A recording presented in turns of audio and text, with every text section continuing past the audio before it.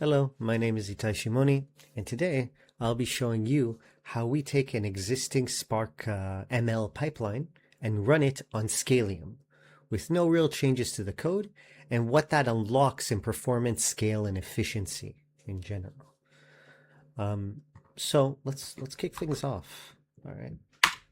We just ran the Spark pipeline. We're going to run some monitor here, and then we're going to run as well at the same time a SCAILIUM version of the same pipeline. And I'll go into detail about everything I'm doing in a moment, but I want to kick these things off as fast as I can. All right, great. So what just happened? So on the left here, this long block of code here is our Spark pipeline. Great. All right. And it has some key functions here that I just want to talk about briefly, which will explain what it does. So in general, we have PCB images as our data set here. And some of them are defective and some of them are good. And this pipeline will ingest those images and use some GPU-oriented functions, such as DALI, to turn them into embeddings. So that's this function, ingest embeddings. And then it'll normalize and clean the new data, the embeddings, preparing them for for ML training. And then at last, it will create a model, which we will then later predict with over yonder here. We will then take a different set of data, which we will use for testing. And finally, we will run inference on that test data with our new model that we just created, and we'll see how that goes. So that's the first thing. On our right here, we have something a little different. We have, let's make this a little bigger so we can properly see what's going on. We have some, you know what? There we go. We have SCAILIUM's Studio. Now you could do what I'm about to show you with Python and IBIS and all sorts of other methods, but I found this one to be the easiest to explain. So the first thing we're going to do is we're going to register into SCAILIUM the functions that you saw on the left side, the Spark pipeline over here. And we're going to register them by giving the name of the functions, telling them where they are, and basically explaining the function. So in the normalize and clean, for instance, these are the arguments that it's expecting to receive, and this is what it's supposed to return. You can see the embeddings right here. We're going to specify to GPU mode so we can take advantage of SCAILIUM's high performance boosting capabilities. And then we run all these functions one after another. And that's on the SCAILIUM side. So I'm going to show you a little bit of the data, and then I'm going to show you something cool that happens on the GPU. So let's hop on over to the data a little bit. So here you see the PCBs in question. Now, I said before that we're running both pipelines, but I'm not running them exactly the same in one aspect. So first off, the machines are the exact same, two separate machines that are the same. So we have a fair comparison, but the data isn't. So the Spark pipeline has 25,000 files, whereas images, of course. And the SCAILIUM pipeline, I gave it a little more so we can see how it performs under a heavier load. We'll see how that impacts us later. So let's take a look at these images for a quick second. And you can see that we have two types of we have a few categories here. This is the first category, which is the good category. So as you can see here, this is a PCB. Let's try and find another version of it. These are the good PCBs. There's nothing wrong with this PCB. But we also have some other PCBs. So the astute amongst you can identify that there's a hole missing here and hole here. And all these extra PCBs have different issues. I'm not quite sure where the short is on this one. I'm not as good at identifying the shorts, but I'm sure the AI model will do a much better job at that. Maybe one of you can spot the short somewhere. It's supposed to be a little slit. But anyway, that's the data in question. Let's head on back to here so we could see where we are. Now, an interesting thing to notice is that I've activated some GPU monitors here. And what we're about to see is we're going to see that we're going to look at these metrics for a few seconds here, and I want to show off something interesting.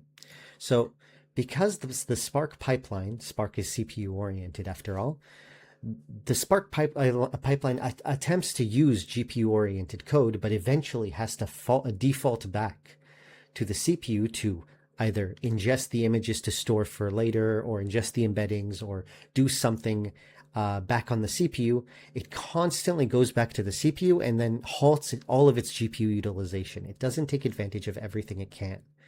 So you can see here the idle time of the GPU is quite high here compared to the relatively low idle time of the SCAILIUM pipeline. You can also see that the power draw metrics, the SM power draw, is much higher when you compare it to the, I'm not showing it off properly. It's because everything is so small. There we go. You can see that the power utilization here also goes up a bit higher, especially when we reach the more intensive training parts. Currently, we're in the pre-processing step here, and it seems SCAILIUM is a little ahead. It's at the train already. So let's actually see where it is. Yeah, it seems to be, the SCAILIUM's at the train, it seems. So there's that. Now, I want to emphasize the ease of migration. Again, this Spark pipeline here, we basically lifted all the code from it, and we didn't have to write any code to run it on SCAILIUM. We just had to just tell it what the functions are here and specify that we want to use them on SCAILIUM, and just specify how they work so that nothing gets lost in translation. And yeah, we can see the idle time is increasing quite substantially here, whereas it stays quite constant here on the SCAILIUM side. Yes, and it seems that we're finally reaching the final portion of the SCAILIUM pipeline. We're now basically ingesting, I can show you this. So here is the pipelines from earlier. You can see that we have the train samples here, which is 2,000, and then it separates them off into test samples. So we're working on a lot less files here for the, oh, it appears SCAILIUM finished, and the Spark pipeline is still on, it just finished the train. That's good. It's now preparing the data for the predictions. So seeing as we're a little ahead on schedule with SCAILIUM by probably a minute or so, let's do something a little cool, shall we? We'll get back to Spark in a moment. So I have here my good buddy Claude. He's a good friend of mine, and he's going to be helping us a little bit. And I've connected him to the data that we just predicted on SCAILIUM, because I can do that. SCAILIUM's connected well to all AI integrations and so forth. So let's ask him some questions, shall we? Can you take a look at the predicted PCBs and tell me what you see? Let's see what he comes up with.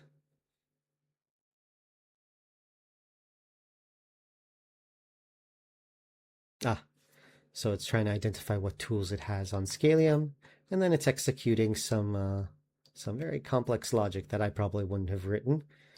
We'll see what it comes up with.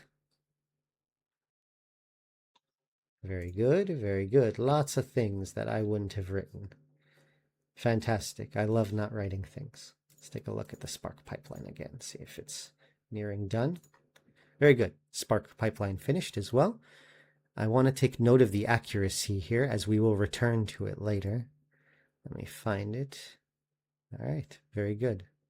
Most problematic PCB is type 1. We're going to be comparing later. Very good. So, any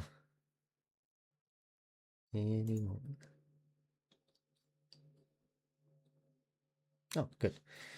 Good, I have a clear picture now. Let me visualize this.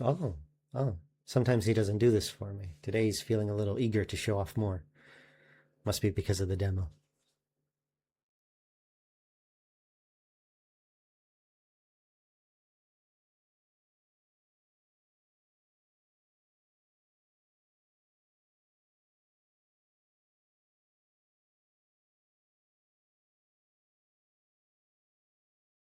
Yes, that's correct. 89% overall accuracy, 6 defected class, 100 best model accuracy. So these models it predicted with 100% certainty, which is fantastic to hear. And we can see type 1 was also a saucy one on our here. Type 1 is the standout concern, just like in the other one, with a 93 defect rate. But the model only gets it right 70. All right, so we probably need to adjust our data set for type 1. It seems we've learned something. But note that this is similar to what the Spark pipeline said. 93%, most problematic one, type 1. So what does that mean for us? It means that we trained on more data, we trained on it faster, and we learn more insights. And you'll see that our overall accuracy is actually even higher than the Spark pipeline.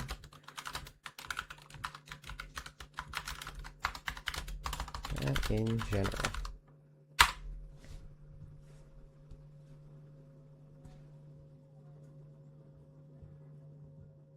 %, whereas the Spark pipeline was somewhere near 80%.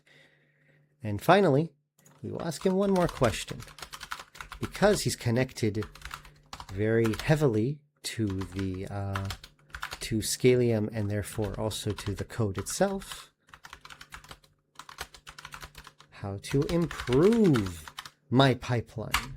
I don't just need my AI agent to give me insights. I want it to improve what I'm already doing with the knowledge that it's obtained from SCAILIUM. Everything should be connected. And see, now it's giving me some actionable things I can change. So over here, it's saying maybe I should adjust my targets for type 1, which was correct. That's what the thing we've learned. Test. Pipeline.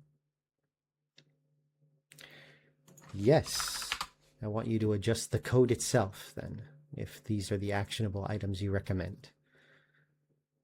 So you see now he's taking a look at what we could improve in our code, looking at cross-entropy loss, lots of ML data science-y things that I thankfully don't have to deal with. Thank you, Claude. And, well, as you can already see, it's going to fix everything up and everything's going to be even better than when I started the demo. So I think from there we shall I shall take my leave. And I want to thank you all for watching. Bye-bye.